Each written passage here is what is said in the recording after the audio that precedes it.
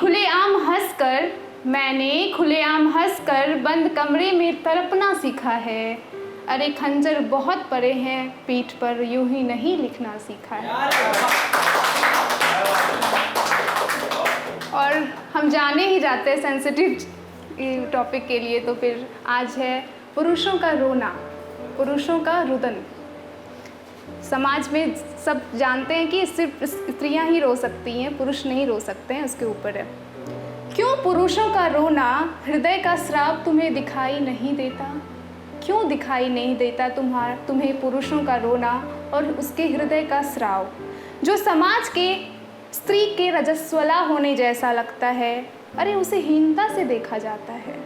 जो बना ही निष्ठुर होने को, वो आज रोता क्यों है? ठीक उसी तरह जैसे स्त्री से की जाती है अपेक्षा, वो बस जूतियों तले दबी रहनी चाहिए। फिर क्यों और कैसे उठाती है वो सर, बनाती है पुरुष सत्ता में अपना स्थान।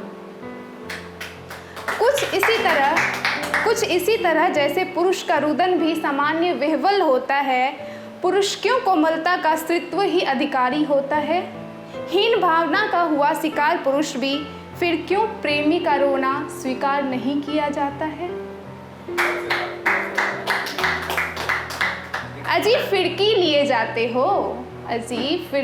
जाते हो, मजाक उड़ाया जाता है। ये तो नारीत्व का अधिकार है, ये तो देवदास से सीखा है। तो फिर क्यों पुरुष का रोना तुम स्वीकार नहीं कर पाते हो? प्रश्न है सामाजिक, उत्तर भी समाज ही देगा। समाज को उठाओ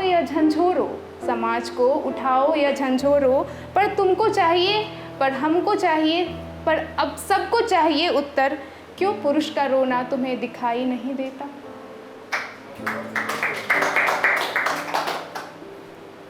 और एक है, तुम्हारे लिए ही तो है, सब तुम्हारे लिए ही तो है। ये बादल, ये काजल, ये झुमका मेरा आंचल।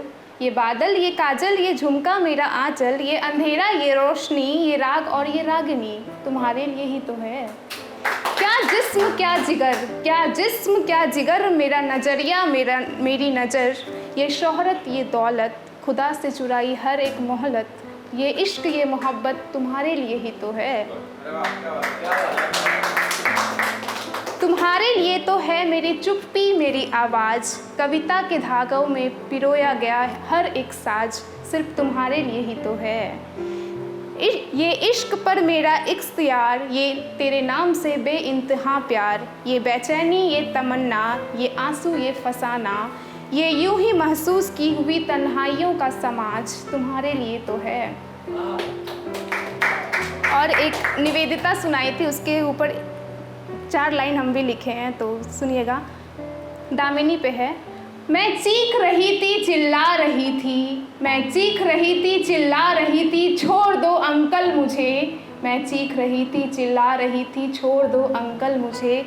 वो गला दबाकर कहता रहा, तू तो लड़की है, तुझे औरत बनाने का जरिया हूँ मैं।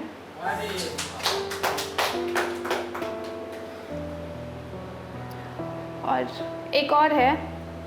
पापा देखो ना मुझको चोट आई है। पापा देखो ना मुझको चोट आई है, यहाँ कोई सहलाने वाला नहीं है। मैं डांट खाकर जो छुपकर सुबगाती थी, मुझे ढूंढकर कोई चुप कराने वाला नहीं है। पापा देखो ना चोट आई है, कोई डांट कर सुलाने वाला नहीं है।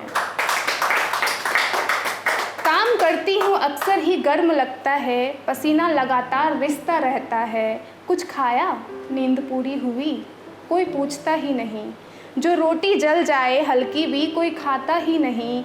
बेस्वाद है कहकर दुत्कार देते हैं सब, हाँ वही रोटी जिसे आप बहुत स्वादिष्ट कहते थे। पापा देखो ना चोट आई है, कोई दुत्कारता नहीं। कभी कभी बाहर घूमने का दिल भी करता है, मेरी उंगली पकड़कर मुझे कोई मेला दिखाने नहीं ले जाता। चिढ़ भी होती हूँ, रूठने का भी मन करता है, फिर क्या करूँ, कोई मनाने आता ही नहीं। पापा देखो ना कोई प्यार करता ही नहीं। और एक लड़कियों पे लिखे हैं, हम लोग सब रिलेट करेंगे, हम लड़कियां। सुंदरता की चकाचौंध से नजरें हटे तो देखना कभी औसत सुंदर लड़कियां ये गली के हर दूसरे मोहल्ले में मिलेंगी, अपने आप में उलझी सी। औसत लड़कियों के भाग में नहीं होता है गुलाब, ना ही तोहफे, ना ही चोरी छिपके उसके किताब में रख जाता है कोई प्रेम पत्र। औसत